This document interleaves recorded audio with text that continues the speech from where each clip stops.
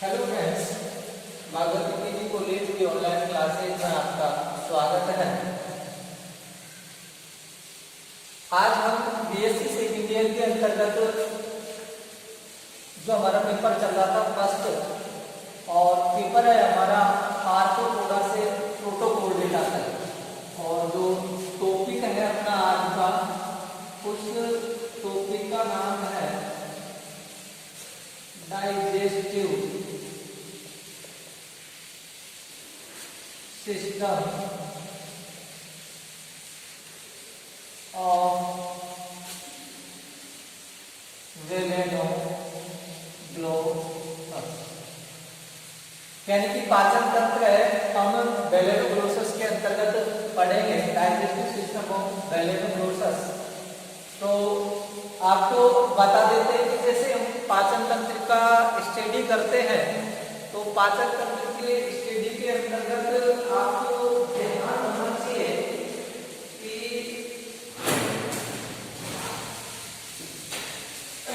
जो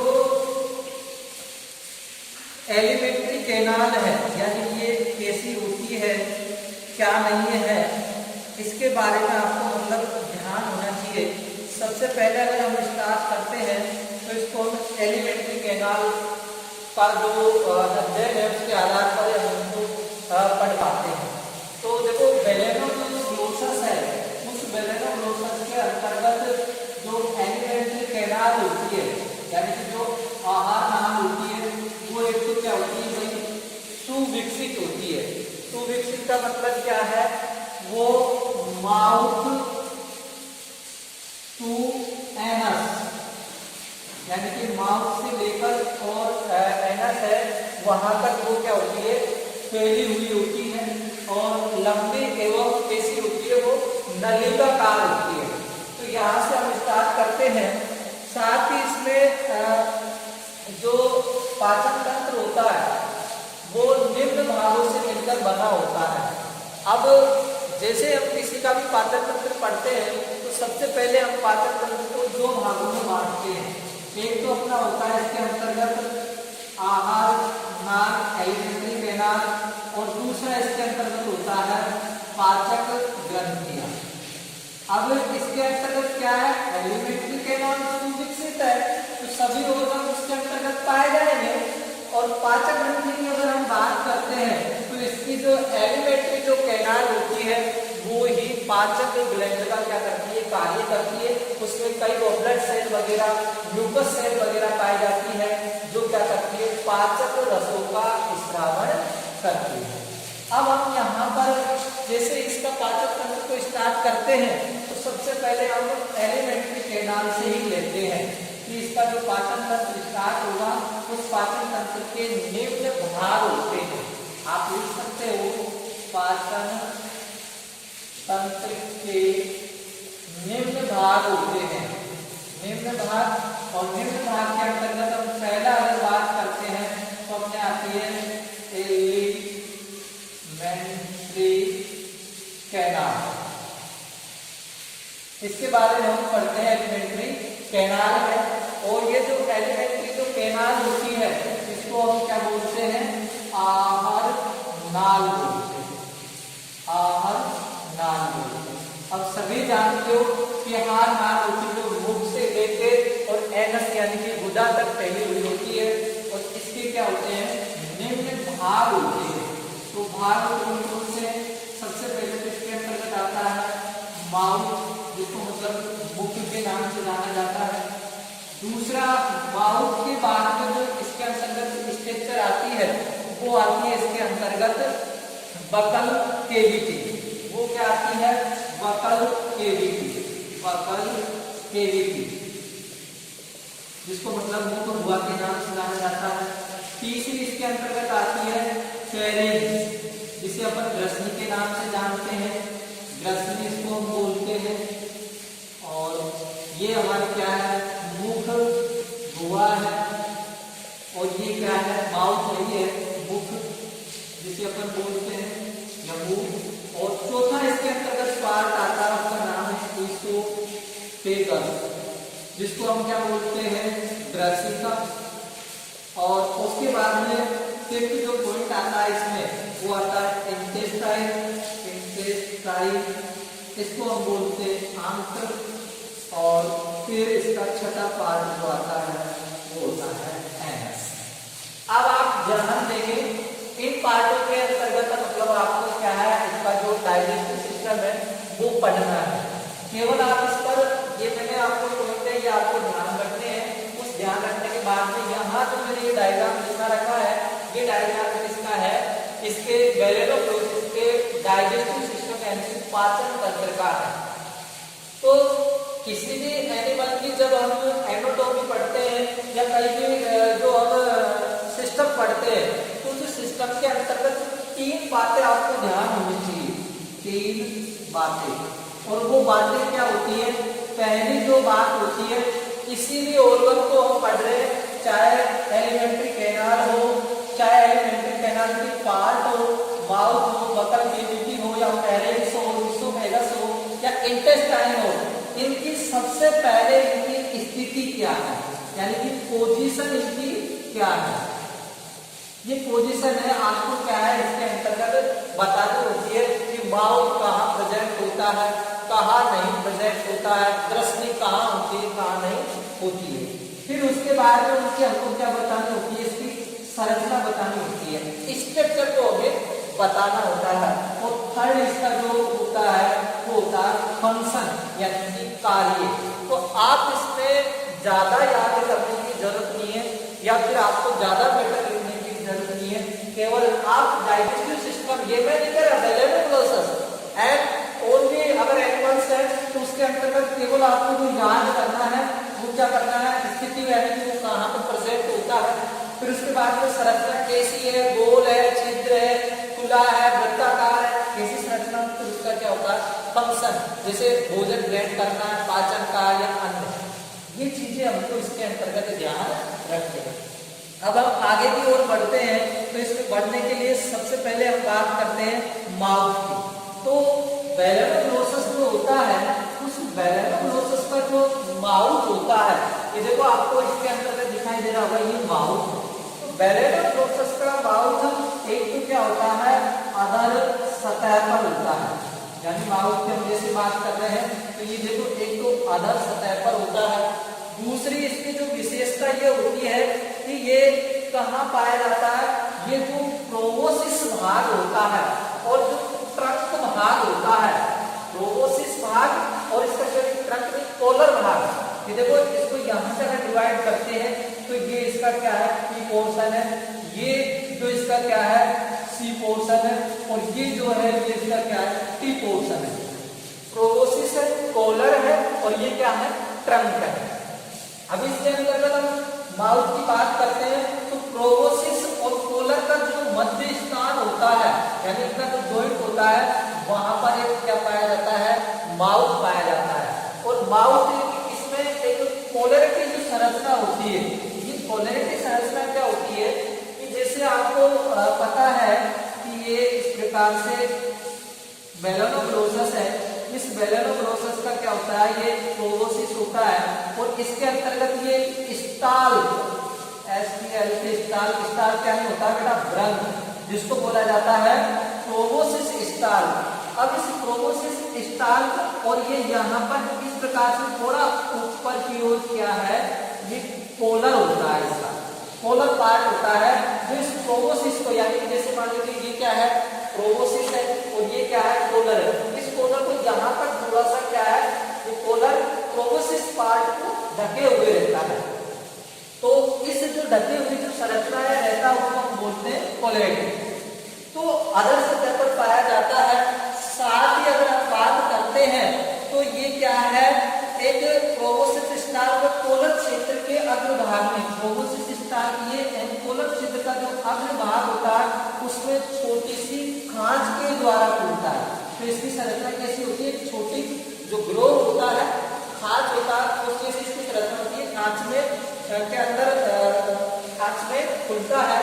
और साथ ही अगर बात करते हैं तो इसका जो माउथ होता है वो हमेशा क्या रहता है ओपन रहता है, खुला रहता है, ओपन रहता है माउथ। लेकिन एक वैज्ञानिक है उनका नाम है नाइट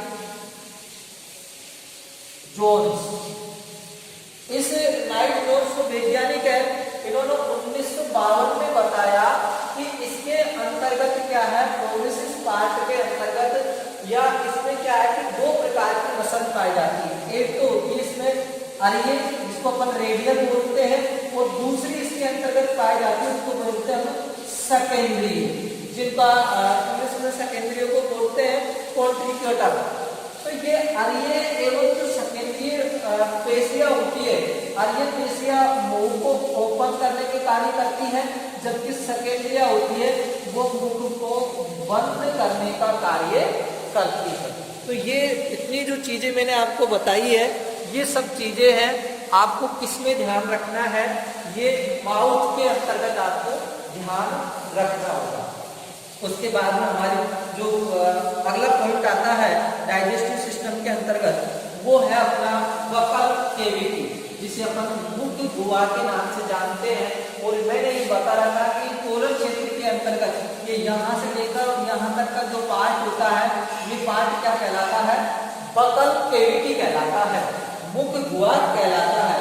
अब मुख वोकल कैविटी के अंतर्गत क्या होता है, इसका जो रफ वाला पार्ट होता है, यानी कि ऊपर वाला जो पार्ट होता है, एक थोड़ा सा क्या कर देता है, अति वृद्धि कर देता है इस वोकल कैविटी। और ये वोकल कैविटी का थोड़ा सा जो पार्ट है, ये क्या कर देता है, अति वृद्धि कर देता है, और अति वृद्धि कर एक प्रवर्धनुमा संरचना बना लेता है, जिसे हम स्ट्रक्चर बोलते हैं, प्रवर्धनुमा संरचना बना लेता है।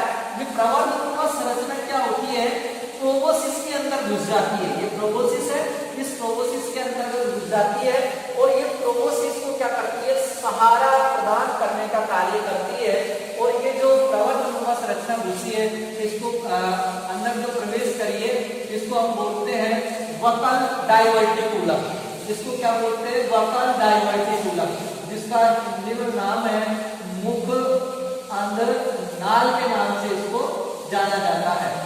अब ये कुछ वैज्ञानिकों ने क्या है कि पूर्व में इसको क्या मान लिया था, नोटाकॉर्ड मान लिया था, और इस नोटाकॉर्ड मानने के आधार पर ही पेलेनोप्लोसस या जो हेमिकोर्डेटा है उसको कोर्डेटा का दर्जा दिया गया था।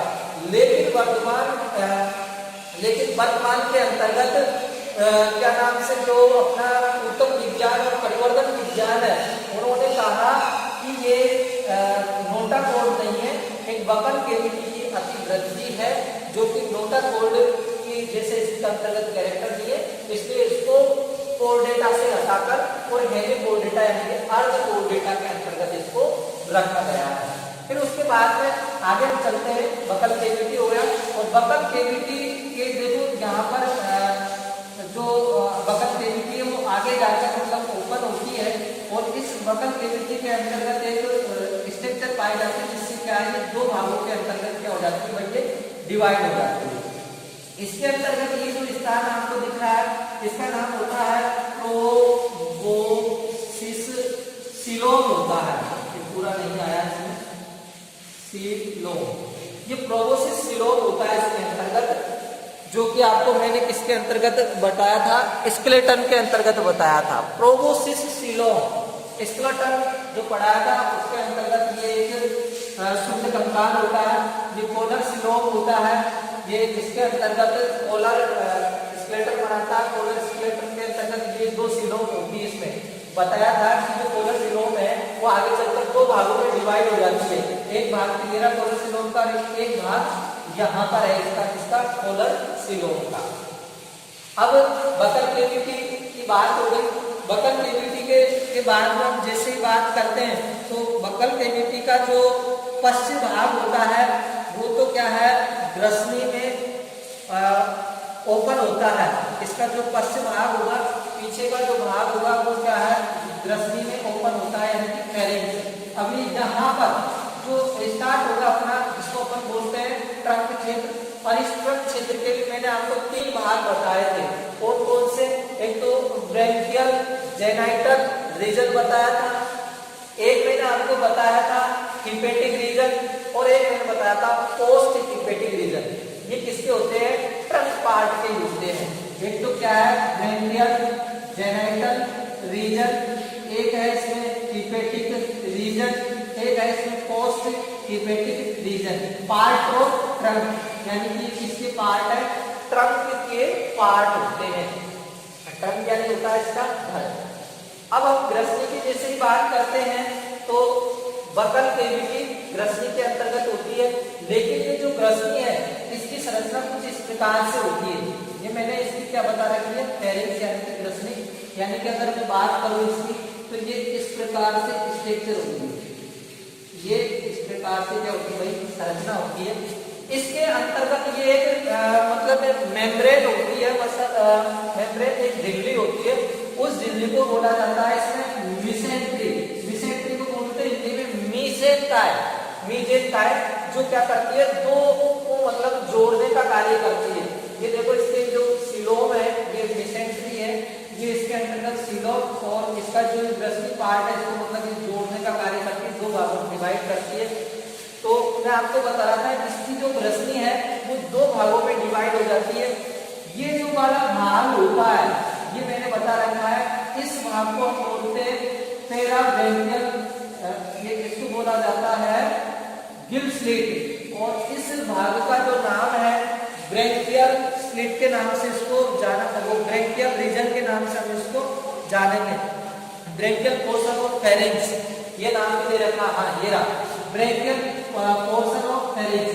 ये जो वाला भाग होता है ये ग्रसनी का ही पार्ट होता है, लेकिन इस पार्ट के अंतर्गत क्या होता है कि ये पार्ट दो भागों में डिवाइड होने के साथ साथ इसमें यू आकार के गिल पाए जाते हैं, जो क्या करते हैं, श्वसन का भी कार्य करते हैं।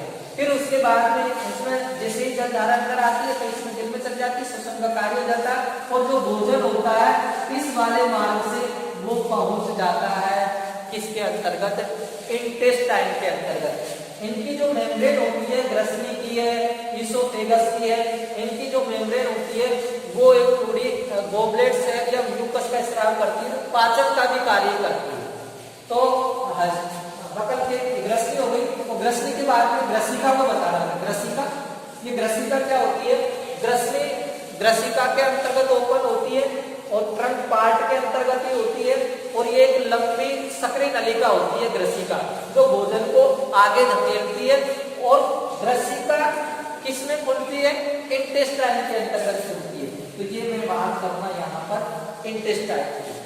इंटेस्टाइन ट्रंक के हिपेटिक क्षेत्र में पाई जाती है, और साथ ही ये जो इंटेस्टाइन होती है ये भी क्या करती है, अतिवृद्धि करती है, और अतिवृद्धि करके इसके अंतर्गत इस प्रकार से अतिवृद्धि करती है, और इसमें ये उबारनुमा स्ट्रक्चर बन जाती है। इनको बोलते हैं सीका। और ये जो सीका होते हैं ये एक एंजाइमिक प्रवृत्ति के होते हैं, यानी कि इनके द्वारा एंजाइमों का स्रावन होता है, जो भोजन का भी क्या करते हैं, पाचन का कार्य भी ये करते हैं। तो इसके अंतर्गत क्या होते हैं, ये सीका भी इसके अंतर्गत पाए जाते हैं इंटेस्टाइन के अंतर्गत। और इंटेस्टाइन की अगर हम बात करते हैं कि ये डोर्सल सबसेल से दिखाई जाती है, और इंटेस्टाइन का जो पश्च भाग होता है वो पोस्ट हिपेटिक रीजन के अंतर्गत ओपन होता है, यानी कि तो अपन कहें इंटेस्टाइन हिपेटिक क्षेत्र के अंतर्गत और पोस्ट हिपेटिक क्षेत्र के अंतर्गत है वो पाई जाती है। अब हमारा इंटेस्टाइन हो गया, तो लास्ट हमारा बचा क्या, एनस। एनस जो आंत्र है, उस आंत्र का जो अंतिम भाग होता है और वो शरीर के लास्ट फ्लोर पर, यानी कि शरीर से बाहर वो अगर खुलता है, उसको हम एनस के नाम से जानते हैं। किसके नाम से जानते हैं हम, एनस, यानी कि गुदा के नाम से जानते हैं।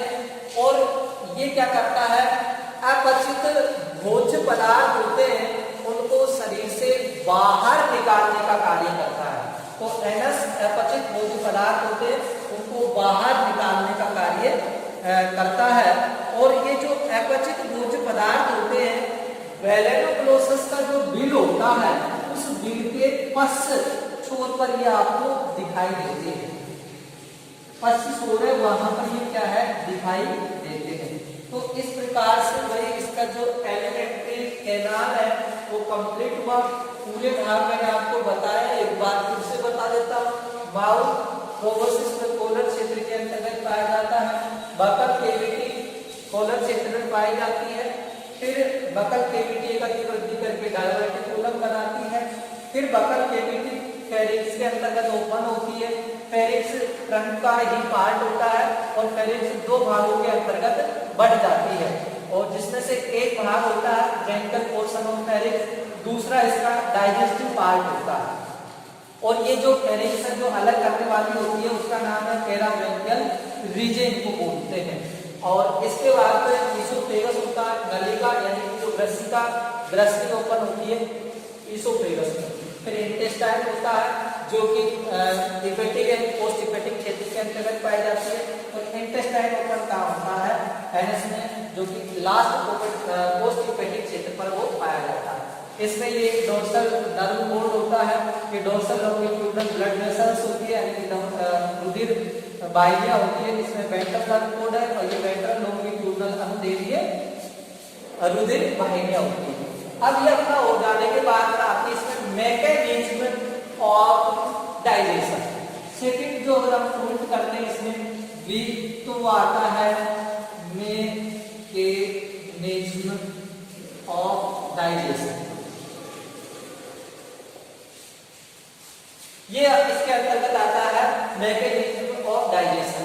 तो मैकेनिज्म के अंतर्गत सबसे पहले हम बात करते हैं इसमें फूड क्या होता है, वह ये सूक्ष्म जीवों प्रोटोजोन्स ए और मिट्टी के अंतर्गत जो बैक्टीरिया या सूक्ष्म जीव उपस्थित होते हैं उनको भोजन के रूप में क्या करता है, ग्रहण करता है। और इसका फूड मिट्टी भी होता है, कुछ मात्रा में क्या है, ये बिल में या समुद्र की जो तलहटी में रहता है उसमें किनारे पर रहता है तो वहां से मिट्टी भी खाता है।